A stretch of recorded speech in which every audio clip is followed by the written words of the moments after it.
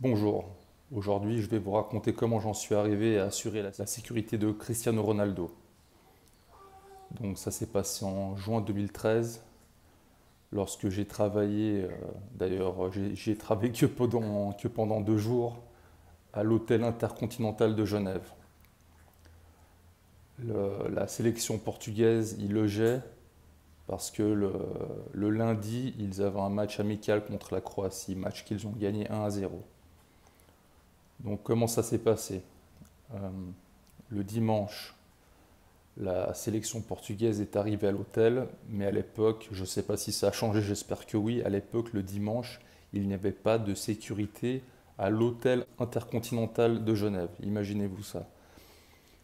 Et donc ils sont arrivés en bus et, et quelqu'un de la communauté portugaise a, a eu info de ça.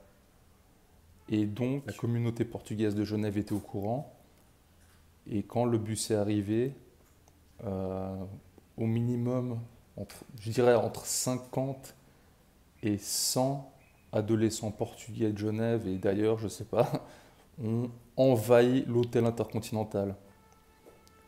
Et du fait qu'il n'y avait pas de sécurité ce jour-là dans l'hôtel, le concierge m'a demandé à moi en fait et un collègue qui était aussi assez grand euh, d'assurer en fait la sécurité des joueurs.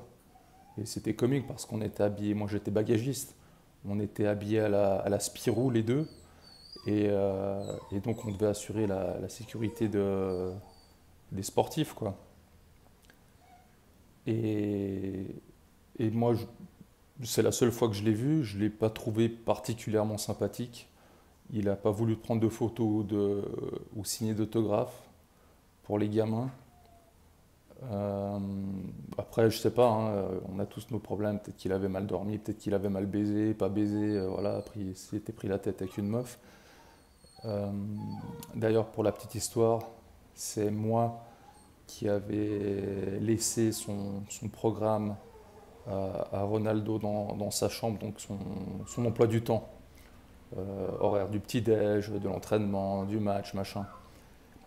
Et d'ailleurs, il avait une suite vraiment magnifique, magnifique, magnifique. C'était la première fois que j'avais vu en fait une salle de bain toute vitrée en fait. Tu prends ta douche et tu vois dehors quoi. D'ailleurs, je suis pas payé par eux, mais l'Intercontinental est vraiment un bel hôtel à Genève.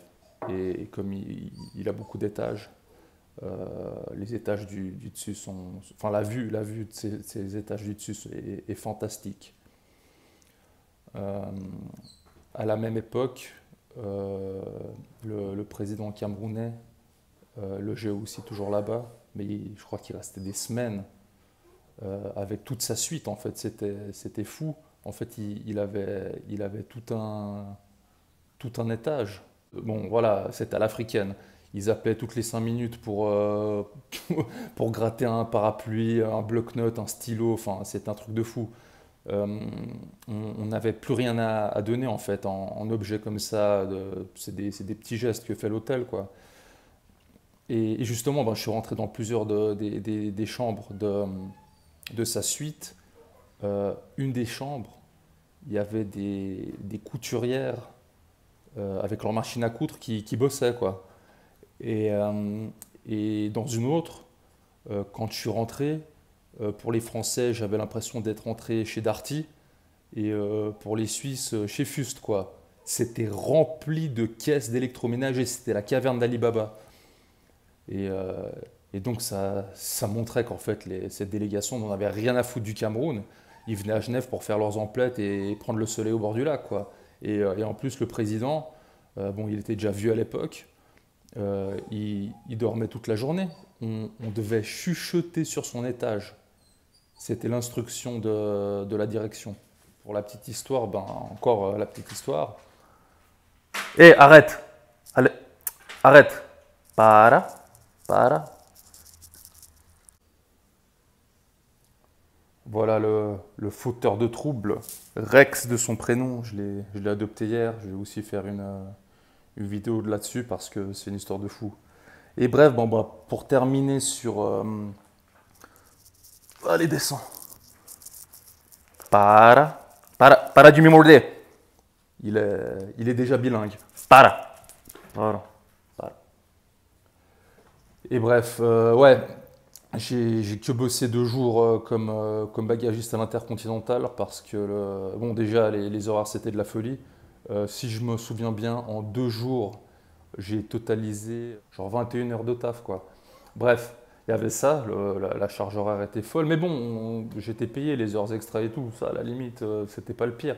Le pire, c'est que donc le deuxième jour, le lundi, en fin d'après-midi, il y a donc le concierge qui m'a envoyé en fait faire une chambre, changer les draps et compagnie.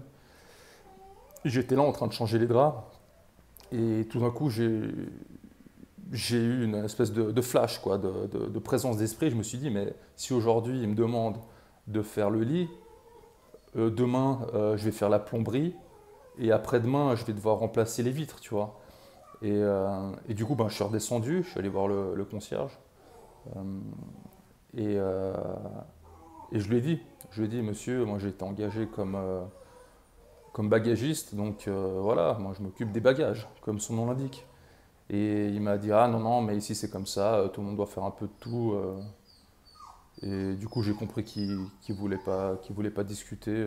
Moi, j'ai enlevé mon uniforme et je lui ai dit que je partais. Voilà.